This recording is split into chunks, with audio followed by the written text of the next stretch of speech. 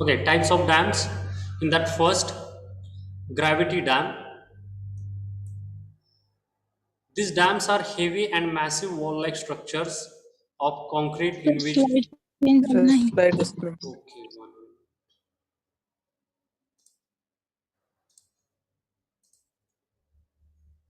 Okay, please check it. Is it visible?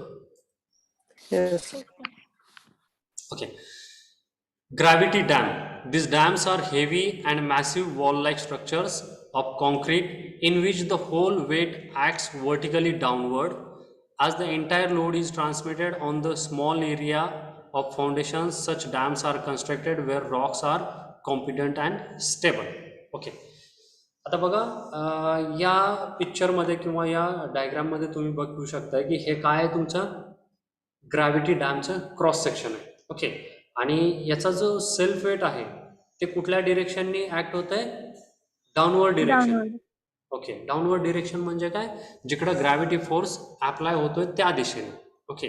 म्हणून आपण याला काय म्हणतोय? Gravity dam. Okay. Gravity dam का म्हणतोय? तर याचं जे सेल्फ वेट आहे ते कुठल्या डिरेक्शनने ऍक्ट होत आहे?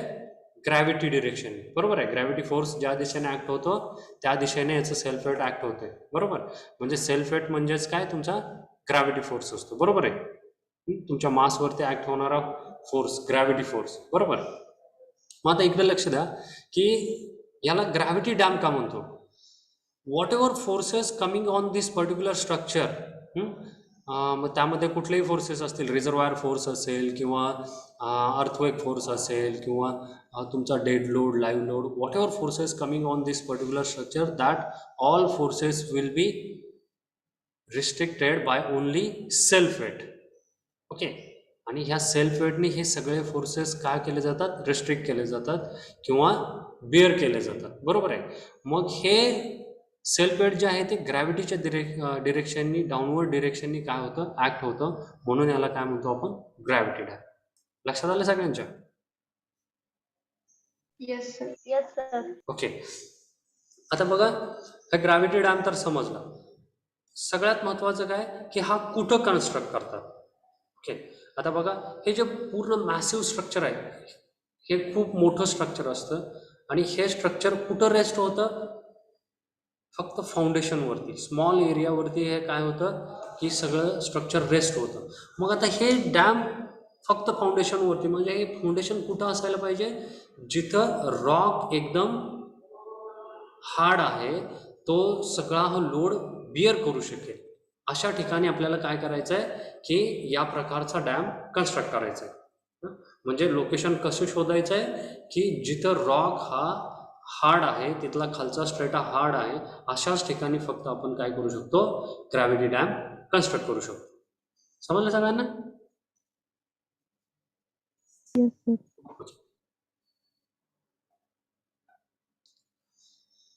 Okay, you can see this picture. This is a Bhakra Dam. Bhakra Dam. हे पिक्चर आहे बघा. दिसतंय सगळ्यांना?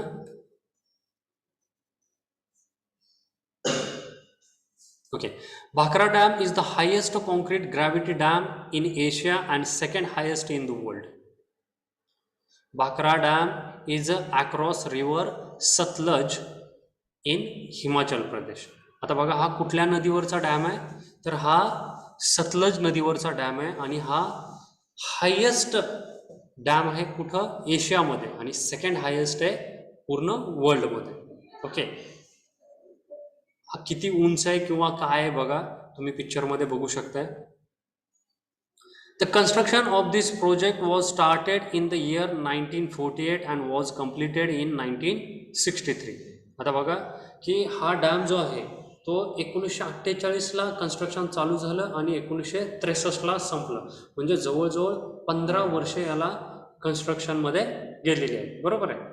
आणि 15 वर्षानंतर हा काय झालेला आहे? हा डॅम कन्स्ट्रक्ट झालेला आहे. बरोबर आहे. म्हणजे पूर्ण कन्स्ट्रक्शन किती दिवस लागलेत?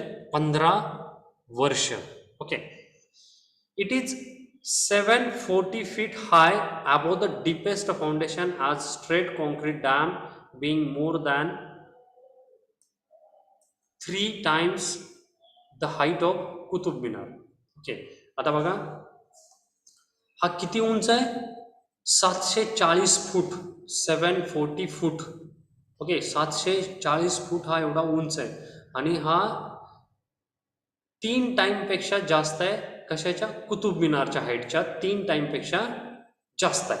ओके, लक्षात येते याची हाईट किती आहे, 740 फूट.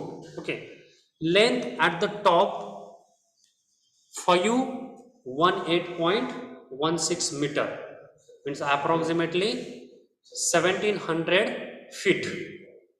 ओके, म्हणजे किती याची लेंथ, याची टॉपची लेंथ दिसते तुम्हाला, हां वरची ती लेंथ किती आहे, 1700 foot. Width at the base 190.5 metre, approximately 625 feet, म्हणजे 625 फीट याची विड्थ आहे. विड्थ कुठं, बेसला, जिथं आपण इथं फाउंडेशन कन्स्ट्रक्ट केलेलं आहे तिथं विड्थ किती आहे याची, 625 foot. Okay, and at the top is 914 metre, 9.14 metre, म्हणजे अप्रॉक्सिमेटली 30 फूट. हा जो टॉप दिसतोय तुम्हाला हा पिक्चरमध्ये, याची वरची जी विड्थ आहे ती किती आहे, 30 फूट, आणि खालची जी विड्थ आहे ती किती आहे, 625 foot. Okay, Bhakra dam is the highest concrete gravity dam in Asia and second highest in the world. Okay, तर हा सगळ्यात हायेस्ट ग्रॅव्हिटी डॅम आहे इन एशिया आणि सेकंड हायेस्ट इन वर्ल्ड. समजलं सगळ्यांना? Yes, sir. Okay, good. Sir, yes, एवढा मोठा dam बांधायची काय गरज होती? हा, गुड क्वेश्चन. तुम्ही आतापर्यंत कुठला डॅम बघितलाय? नाही सर, लहानच बघितले. ओके, तर आता बघा, तुम्ही इमॅजिन करा की आता जो आपला उजनी डॅम आहे, उजनी डॅम नसता, तुम्ही जर बघितला नसला तर एकदा जाऊन बघा तिथं. जर हा डॅम नसता तर आपली काय परिस्थिती झाली असते, कारण का आपल्याला वॉटरचा सोर्सच नाही दुसरा. लक्षात येते, हा उजनी डॅम आहे आपल्या इथं म्हणून हा, याच्यामुळं काय होतं, ही भीमा रिव्हर नेहमी वाहत राहते, पाहिजे त्यावेळेस आपण पाणी तिथून घेऊ शकतो. हां, जर त्या उजनी डॅममध्ये पाणीच नसेल तर आपण काय केलं असतं. आणि इथला जो सोलापूर जिल्ह्यातला जो सगळा प्रदेश दिसतोय तुम्हाला, जो की आता व्यवस्थित हराभरा आहे, सगळीकडे शेती वगैरे चांगली होते, ते फक्त कशामुळं, या उजनी डॅममुळे. कारण का तिथून सगळे कॅनॉल आपण काय केलेले आहेत, सगळीकडे कन्स्ट्रक्ट केलेले आहे आणि सगळीकडे कॅनॉल कन्स्ट्रक्ट करून सगळ्यांना पाणी पुरवठा केलेला आहे. बरोबर आहे. मग हे कशामुळे शक्य आहे, तर तिथं आपण उजनी डॅम बांधलेला आहे, त्याच्यामध्ये मोठ्या प्रमाणात आपण वॉटर स्टोअर करू शकतो म्हणून. ओके, हा डॅम कुठं कन्स्ट्रक्ट करतात की जिथं पाण्याची गरज आहे आणि पावसाळ्यात पाणी जरी असलं तरी उन्हाळ्यात पाणी कमी पडू नये म्हणून आपण या प्रकारचे मोठे डॅम बांधतो. ही पहिली गोष्ट. दुसरी गोष्ट, या डॅमद्वारे आपण हायड्रो पॉवर जनरेशन पण करू शकतो, म्हणजे इलेक्ट्रिसिटी तयार करू शकतो, जसं की आपल्या इथं कोयना डॅम आहे. हां, तर ह्या डॅममुळं खूप मोठ्या प्रमाणावर फायदा होतात, म्हणूनच आपण या प्रकारचे मोठे मोठे डॅम बांधतो. लक्षात आलं? इंडियामध्ये सर्वात जास्त इलेक्ट्रिसिटी तयार करणारा हा डॅम आहे सर. कुठला डॅम? बाक्रा डॅम. हो sir, Bhakra Nangal. Very good, very good. तर आता बघा, तुम्ही याच्याबद्दल जर माहिती घेतली तर अजून तुम्हाला स्पेसिफिक भरपूर माहिती मिळेल. हां, पण अशा प्रकारचे डॅम आपण का कन्स्ट्रक्ट करतो, तर याची आपल्याला गरज असते.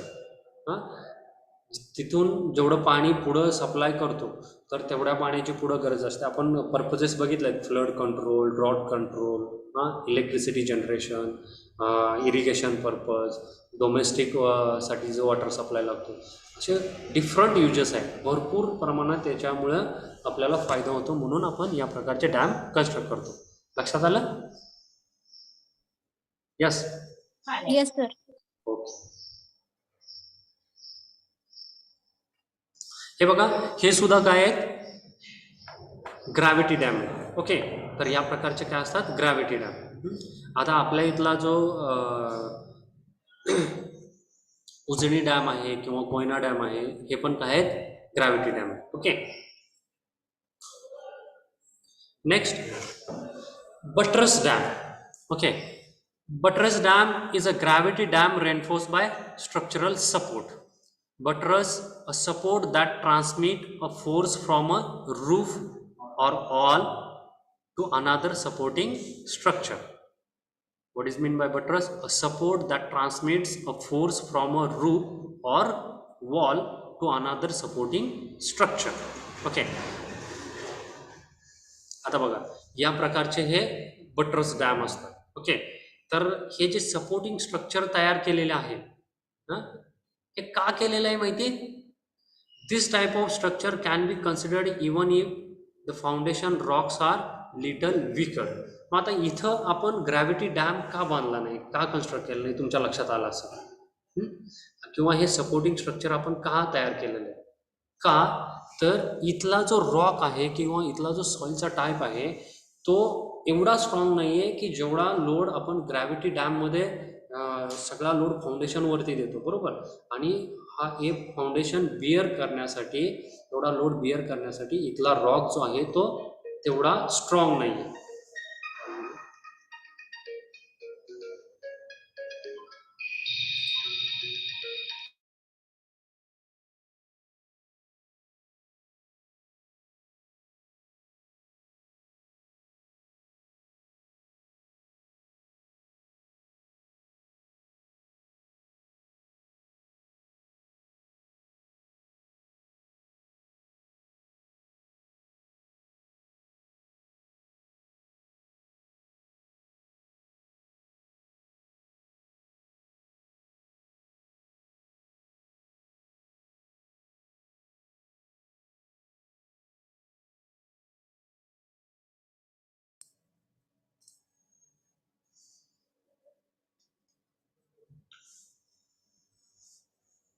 Sorry for disturbance.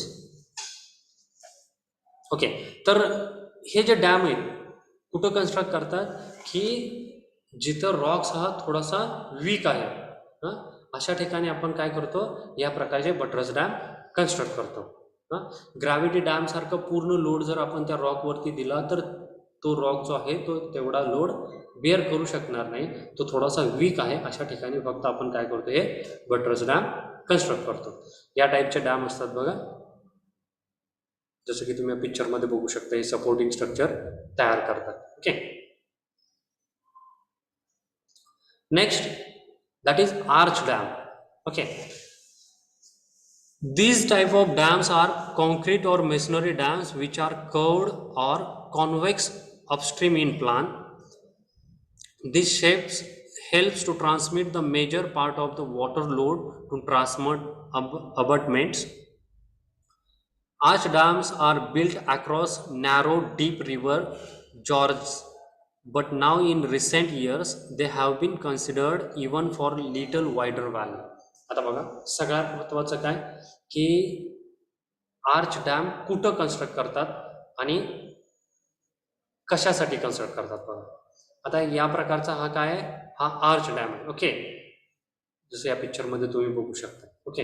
हा काय आर्च डॅम आहे आणि हा कसा असतो, कॉन्व्हेक्स असतो. याचा जर प्लॅन घेतला तर हा कसा कॉन्व्हेक्स दिसतो. कुठल्या साईडला, अपस्ट्रीम साईडला. ओके. अपस्ट्रीम साईड म्हणजे काय, जिथं वॉटर स्टोरेज होतं. ओके. जिथं वॉटर स्टोअर केलं जातं ती साईड म्हणजे अपस्ट्रीम साईड, आणि त्या बाजूला हे काय कॉन्व्हेक्स शेपमध्ये आहे, बरोबर. मग ह्या शेपमुळं फायदा काय होतो, तर याच्यावरती जे काही वॉटर फोर्सेस ऍक्ट होणार आहे, जसं की आता बघा हे जे काही फोर्सेस आहेत, वॉटर फोर्सेस, ओके, या पद्धतीने जे काही वॉटर फोर्सेस याच्यावरती ऍक्ट होणार आहेत, तर हे सगळे फोर्सेस जे आहेत हे ट्रान्समिट केले जातात कुठं, या अबटमेंटकडे. ओके. अबटमेंट म्हणजे काय, सपोर्टिंग स्ट्रक्चर. सपोर्टिंग स्ट्रक्चर जे की दोन्ही बाजूला कन्स्ट्रक्ट केलेलं असतं. हे काही sides of valley or river. Okay. या दोन्ही साईडला जे काही सपोर्टिंग स्ट्रक्चर असतं त्याला आपण काय म्हणतो, अबटमेंट म्हणतो. बरोबर आहे. आणि तुम्ही ब्रिज वगैरे बघितलं असेल तर हे दोन्ही साईडला काय असतं, सपोर्टिंग स्ट्रक्चर असतं, बरोबर आहे. त्याला आपण अबटमेंट म्हणतो. मग याच्यावरती जे काही फोर्सेस ऍक्ट होतात, वॉटर फोर्सेस, ते सगळे ट्रान्समिट होऊन कुठं जातात, या अबटमेंटवरती, बरोबर आहे. हे कशामुळे जातात, तर या कॉन्व्हेक्स शेपमुळे. ओके, यालाच आपण काय म्हणतो, आर्च डॅम. लक्षात आलं, याला काय म्हणतो, आर्च डॅम. ओके, मग हे कुठं कन्स्ट्रक्ट करतात, जिथं नॅरो व्हॅली असते, डीप रिव्हर असते, अशा ठिकाणी काय करतात की हे कॉन्व्हेक्स किंवा आर्च डॅम कन्स्ट्रक्ट करतात, बरोबर आहे. आता बघा, पण सध्या काय केलं जाते की जिथं थोडीशी वाईडर व्हॅली जरी असली तरी अशा ठिकाणी या प्रकारचं काय केलं जातंय, आर्च डॅम कन्स्ट्रक्ट केलं जातं. ओके,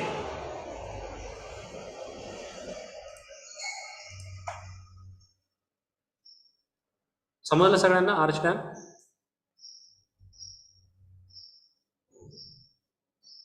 येस, समजलं आर्च डॅम? सर आणखी सांगता? ओके, ठीक आहे.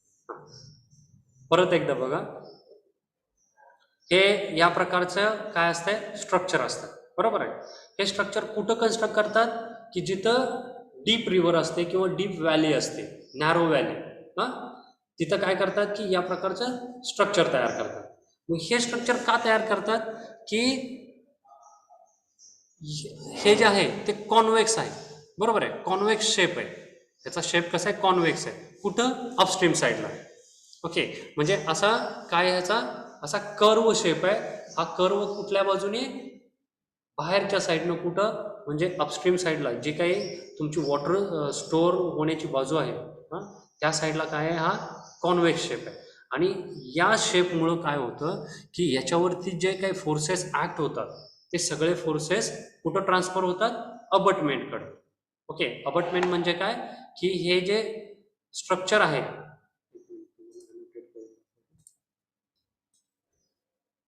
हे जे दोन्ही साईड आहेत, हां, व्हॅलीच्या किंवा रिव्हरच्या, त्याला आपण काय म्हणतो, अबटमेंट. तिथं जे स्ट्रक्चर तयार करतो त्याला काय म्हणतो आपण, अबटमेंट. हां, आणि याच्यावरती जे काही फोर्सेस ऍक्ट होतात, हां, हे फोर्सेस, हे सगळे फोर्सेस कुठं ट्रान्सफर होतात, या अबटमेंटकडे, बरोबर आहे. म्हणजे याच्यावरती जेवढे काही फोर्सेस येतील ते सगळे कुठं ट्रान्सफर होणार, या दोन्ही बाजूला. लक्षात आलं, कशामुळं, या कॉन्व्हेक्स शेपमध्ये. हां, आणि म्हणून आपण या प्रकारचे डॅम कुठं कन्स्ट्रक्ट करतो, जिथं डीप रिव्हर आहे किंवा नॅरो व्हॅली आहे. आणि सध्या आता काय व्हायला लागले की जिथं थोडीशी वाईडर व्हॅली आहे तिथं पण या प्रकारचे डॅम कन्स्ट्रक्ट करायला लागले. समजलं सगळ्यांना? Yes sir. Okay,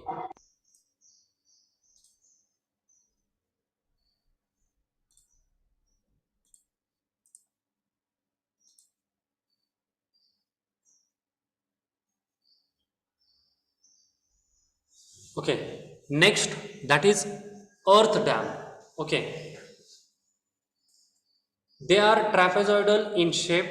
Earth dams are constructed where the foundation or the underlying material or rocks are weak to support the masonry dam, or where the suitable competent rock are at greater depth.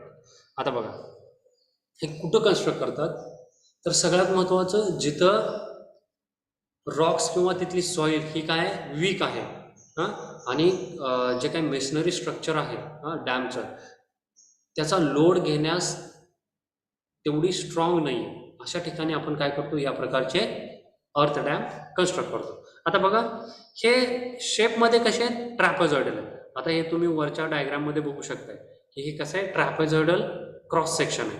या डॅमचं काय आहे, हे cross section आहे. या प्रकारे हे trapezoidal cross section असतं. म्हणजे शेप कसा आहे याचा, ट्रॅपेझॉइडल. जसं की तुम्ही या पिक्चरमध्ये खाली बघू शकताय की हा डॅम आहे तुमचा आणि इथे हे वॉटर स्टोरेज झालेलं आहे. ओके, हा डॅम कसा आहे, ट्रॅपेझॉइडल शेपमध्ये. ओके, आणि हा कुठं कन्स्ट्रक्ट करतात की जिथला रॉक किंवा सॉईल ही काय आहे, वीक आहे. हे मेशनरी स्ट्रक्चर जे आहे, कॉन्क्रीट जे स्ट्रक्चर आहे, हे स्ट्रक्चर पेलवण्यासाठी तेवढं ते स्ट्रॉंग नाही, अशा ठिकाणी या प्रकारचे डॅम कन्स्ट्रक्ट करतात. ओके, किंवा तिथला जो रॉक आहे तो त्याची डेप्थ ही खूप जास्त आहे. ओके, म्हणजे काय की तिथला रॉक हा वरती नाही आहे, म्हणजे तिथलं फाउंडेशन हे तेवढ्या प्रकारचं स्ट्रॉंग होणार नाही. म्हणून आपण काय करतो की अशा ठिकाणी आपण काय करतो, अर्थ डॅम कन्स्ट्रक्ट करतो. Earthen dams are relatively smaller in height and broad at the base. They are mainly built with clay, sand and gravel. Hence, they are also known as earth-filled dam or rock-filled dam. Okay, आता ह्या अर्थ डॅमलाच आपण काय म्हणतो, अर्थ-filled dam किंवा rock-filled dam. का म्हणतो, तर हे मेनली कशापासून बनलेलं आहे, क्ले, सँड आणि ग्रॅव्हल.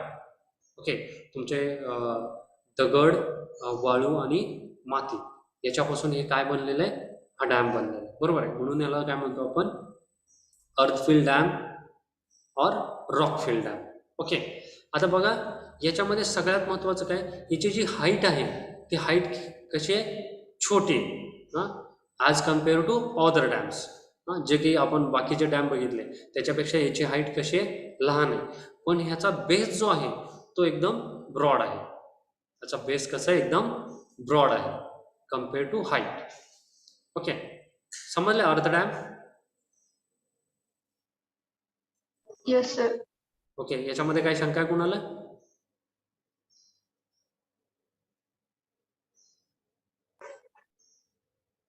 यस. ओके, तर आपण पहिला कुठला बघितला, gravity dam. Second buttress dam. Third arch dam. And this is last earth dam. Okay, got it. Yes sir. Okay. Next, modes of transportation. In that, landways, airways, waterways. In landways, roadways and railways. In that, roadways we seen in first chapter. Okay, so we will see railways, airways and waterways. Okay, so before that we just write down types of dam.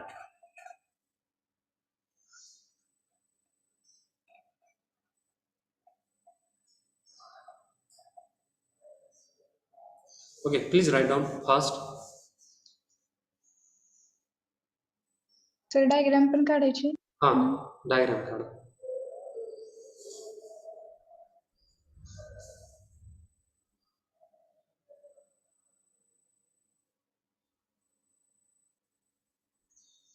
Theory paper लिहिताना सगळ्यात महत्त्वाचं, जिथं शक्य आहे तिथं diagram काढत चला. पण जिथं डायग्राम नाही आहे तिथं काढू नका, नाहीतर इमॅजिन करून काहीतरी काढचा. पण जिथं शक्य आहे तिथं डायग्राम काढत चला. ओके,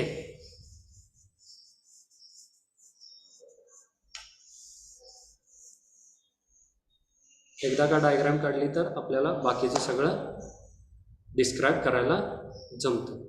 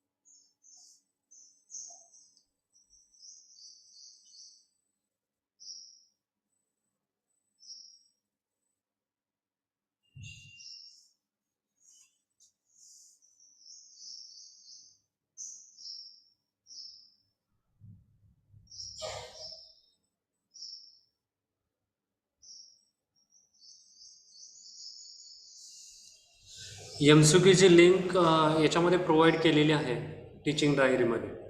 बघितलं सगळ्यांनी?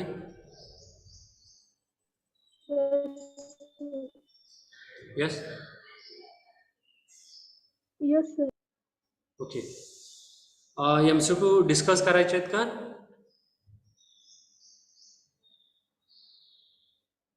येस. Yes. ओके, आपण डिस्कस करूया. चॅप्टर संपल्यावर डिस्कस करायचे की आता डिस्कस करायचे?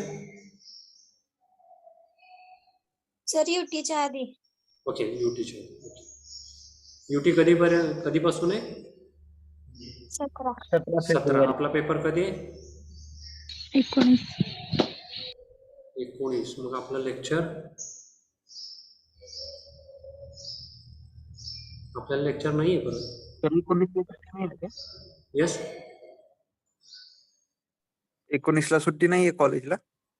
19ला माहित नाही अजून तरी तसं काय वरून ऑर्डर आलेली नाही. बघूया काय असेल. Over, sir. और ओके, व्हेरी गुड.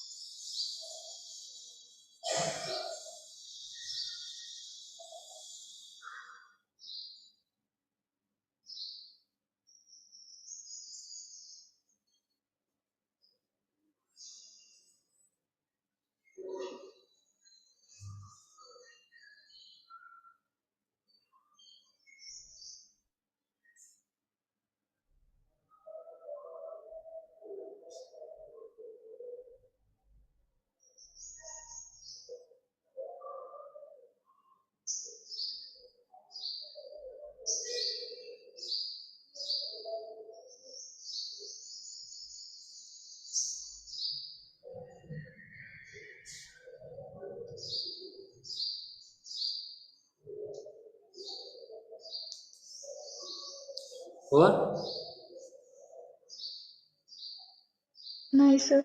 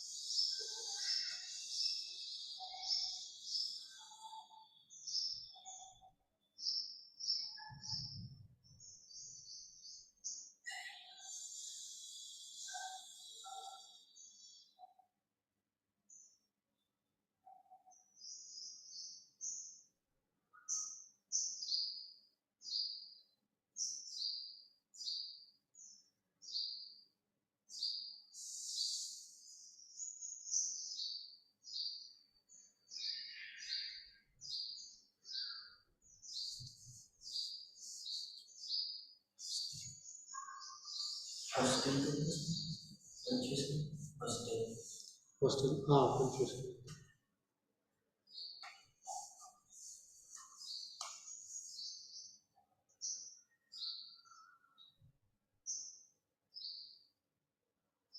और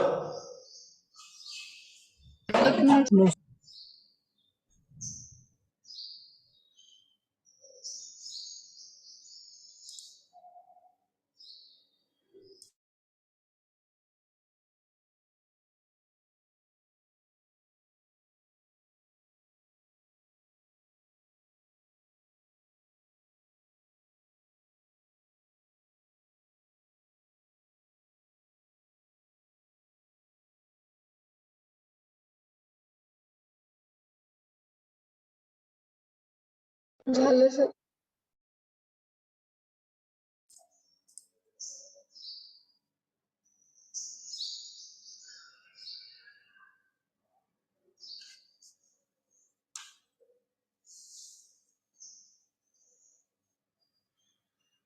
Next, buttress dam.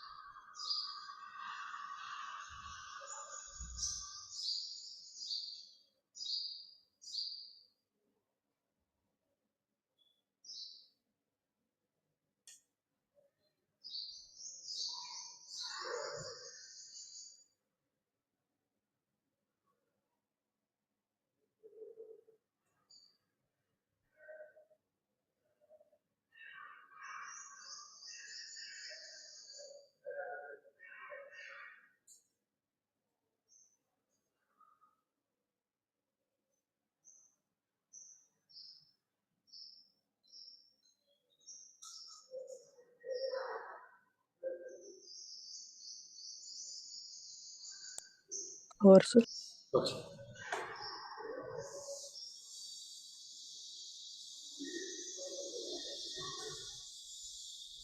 Arch dam.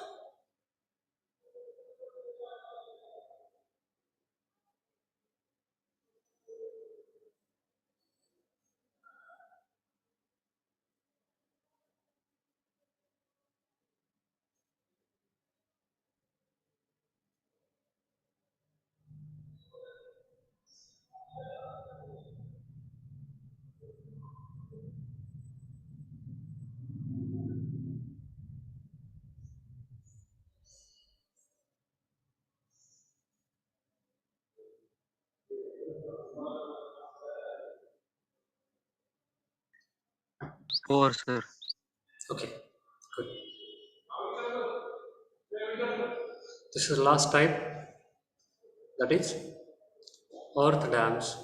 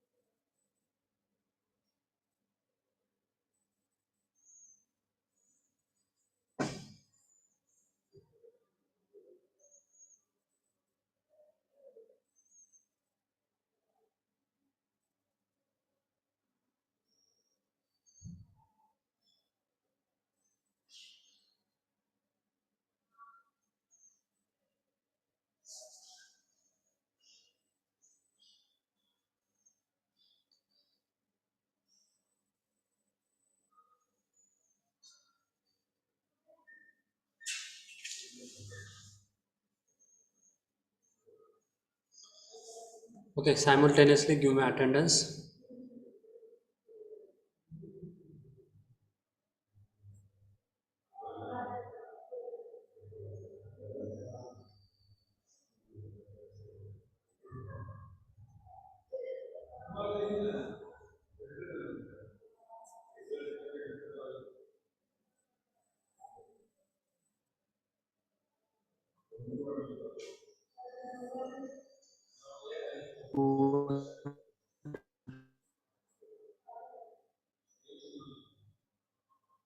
एक minute.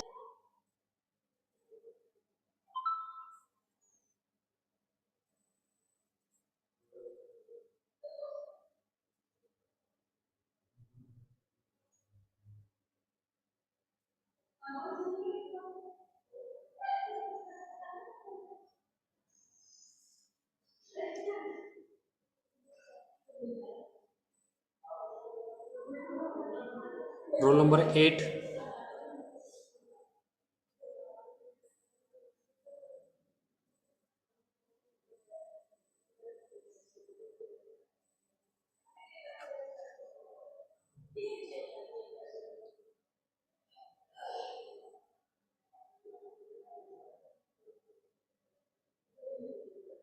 Roll number 26.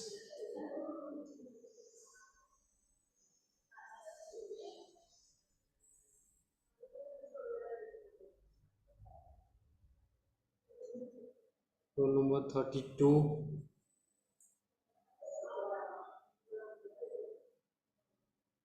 Roll number 35.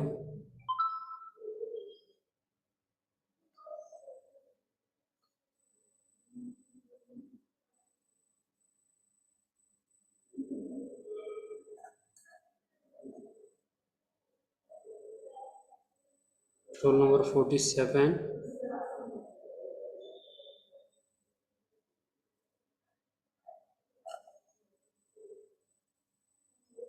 Roll number 54.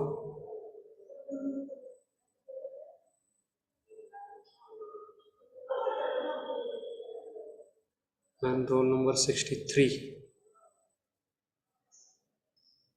Okay, please check absent roll numbers. 8, 26, 32, 35, 47, 54 and 63. Okay, sir yes, एकदा आज डॅमची स्लाइड दाखवता का? yes, आज डॅमची एकदा स्लाइड दाखवता का? okay, Arjun.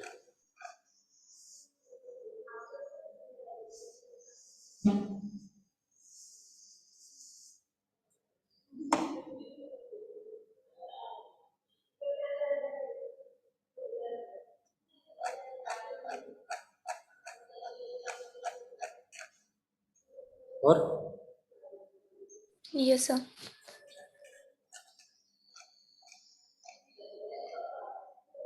okay, next, that is modes of transportation. In that, three types are there: landways, airways and waterways. Okay, in landways, two types are there: roadways and railways. Roadways we seen in first chapter. Okay, we will see in this chapter railways, airways and waterways. Okay, so first we'll start with waterways. Waterways, historically, societies have always located near water due to partly the fact that water enables more efficient travel compared to going over land. Waterways are critically important to the transportation of people and goods throughout the world. Okay. आता पहिलं आपण बघितलेलं आहे ज्या काही संस्कृती किंवा ज्या काही वसाहती ज्या वसल्या पहिल्या, जसं की आपण हडप्पा बघतो, मोहेंजोदडो बघतो किंवा अशा प्रकारच्या ज्या काही संस्कृती वसल्या गेल्या त्या फक्त नदीच्या कडेला किंवा जिथं पाणी अवेलेबल आहे अशा ठिकाणीच. तिथं का वसल्या तर तुम्ही बघताय की पाणी किती इम्पॉर्टंट आहे आपल्या लाईफमध्ये. डेली लाईफमध्ये without water we can't imagine any day. Okay, कुठलाही दिवस आपण पाण्याशिवाय इमॅजिन करू शकत नाही, कारण का दैनंदिन जीवनात पाण्याची खूप गरज आहे. ओके, तसंच ट्रान्सपोर्टेशनसाठी सुद्धा पाण्याची किंवा वॉटरवेज खूप महत्त्वाचं आहे. का महत्त्वाचं आहे? कारण का हा जो मार्ग आहे, जलमार्ग किंवा वॉटरवेज आपण म्हणतो, हा तयार करण्याची गरज नाही आहे. ओके, कुठेही कन्स्ट्रक्शन करायची गरज नाही आहे, कारण का ऑलरेडी तयार असतो. बरोबर आहे, नॅचरली अवेलेबल असतो. आणि याची efficiency compare to other ways ही जास्त आहे. सगळ्यात महत्त्वाचं. आणि जास्तीत जास्त ट्रान्सपोर्टेशन हे फक्त वॉटरवेजने केलं जातं. इंटरनॅशनल ट्रान्सपोर्टेशन जे आहे, इम्पोर्ट एक्सपोर्ट, हे सगळ्यात जास्त कुठून केलं जातं? वॉटरवेज. ओके, तुम्ही बघितलं असेल मोठमोठ्या प्रमाणाचं क्रूड ऑइल असेल, तुमचं मशिनरी असतील किंवा जे काही इम्पोर्ट एक्सपोर्ट करतो ते जास्तीत जास्त वॉटरवेजने होतं. ओके,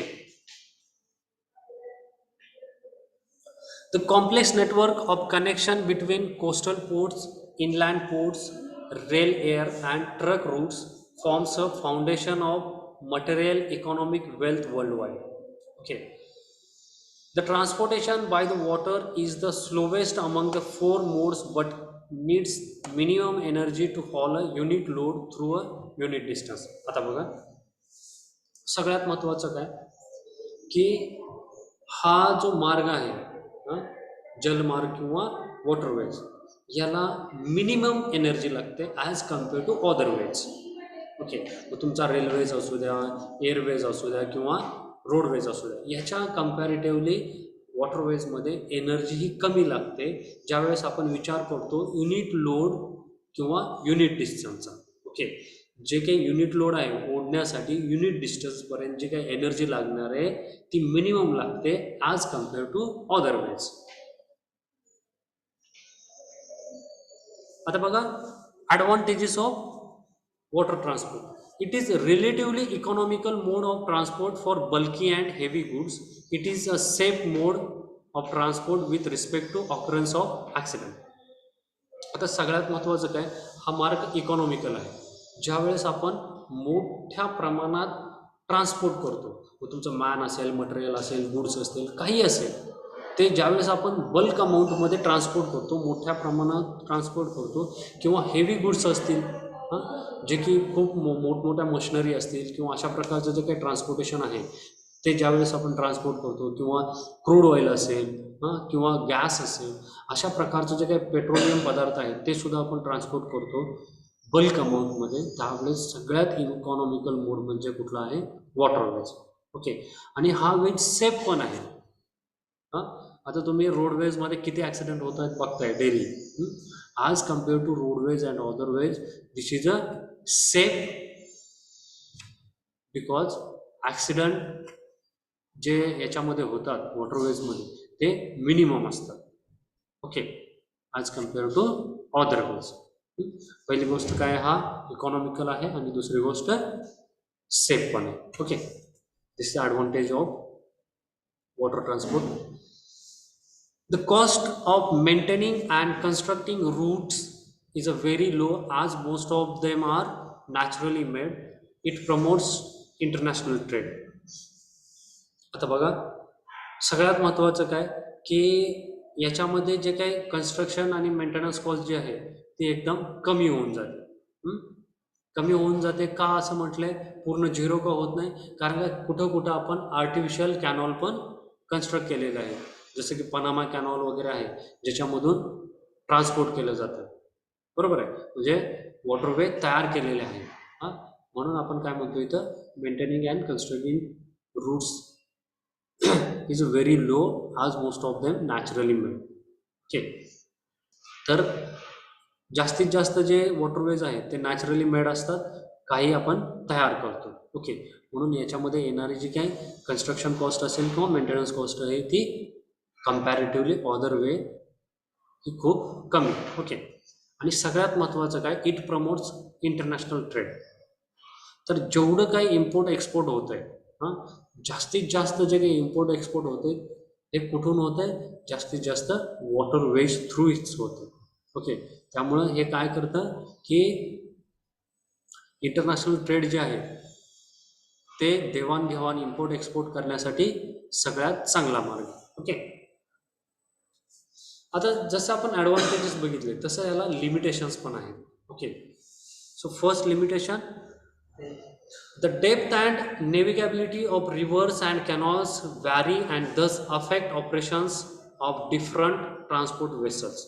आता बघा, जसं आपण समुद्रामध्ये मोठमोठ्या जहाजा बघितल्या की ज्याच्यावरून आपण समुद्रमार्गे काय करू शकतो की वेगवेगळ्या प्रकारचं मॅन मटेरियल गुड्स हे ट्रान्सपोर्ट करू शकतो. किती हेवी असेल तरी आपण ट्रान्सपोर्ट करू शकतो, कारण का त्या जहाजांचा आकार, त्या शिप्सचा आकार खूप मोठा असतो, बरोबर आहे. पण अशा प्रकारच्या मोठ्या शिप्स ह्या कॅनॉलमध्ये किंवा रिव्हरमध्ये चालत नाहीत, कारण का तिथल्या वॉटरची जी डेप्थ आहे ती कमी असते किंवा व्हॅरी असते कम्पॅरेटिव्हली समुद्राची जेवढी डेप्थ असते, बरोबर आहे. त्यामुळे एवढ्या मोठमोठ्या वेसल ज्या आहेत, ज्या मोठ्या जहाजा आहेत, ते तिथं चालत नाही. ओके, हे एक लिमिटेशन आहे. दुसरी गोष्ट, it is a slow moving mode of transport and therefore not suitable for transport of perishable goods. Okay, बघा, आता हा सगळ्यात स्लो मार्ग आहे. वॉटर वे हा काय comparatively other way this is a slow way. का?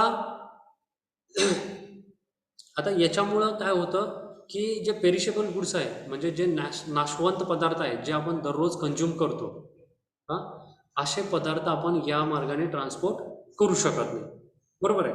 म्हणजे जे दररोजच्या दररोज कंझ्युम करायला हवे, जसं की भाजीपाला असेल किंवा बाकीच्या गोष्टी, जे दुग्धजन्य पदार्थ असतील, हे दररोजच्या दररोज कंझ्युम केले तर ठीक आहे, नाही तर ते खराब होतात, बरोबर आहे. मग असे जे गुड्स आहेत ते आपण ट्रान्सपोर्ट करू शकत नाही, कारण का हा स्लो आहे, बरोबर. It is adversely affected by weather conditions. Okay, our time is over, so whatever remaining part we'll see in next lecture. We will stop here. Okay, thank you so much.